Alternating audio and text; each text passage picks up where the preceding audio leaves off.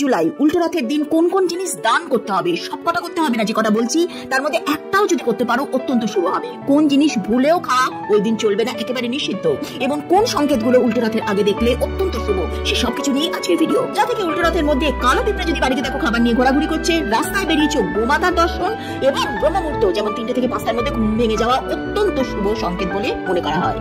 হলুদ রং প্রভু জগন্নাথের অত্যন্ত প্রিয়, তাই হলুদ কাপড় বস্ত্র করো গরিবকে যদি সম্ভব হয় দান করবে। যদি না পারো মন্দিরে গিয়ে মহামায়া আদ্যা শক্তিকে হলুদ শাড়ি নিবেদন করো। 2 ঝাড়ু কোনো পারলে ওই দিন মন্দিরে গিয়ে রেখে এসো। 3 লোহার কোনো বাসন। 4 কিছু আনাজ যেমন গম, আটা, ধান এবং 5 আখের গুড় অবশ্যই ওই দিন কাউকে না কাউকে দান করো।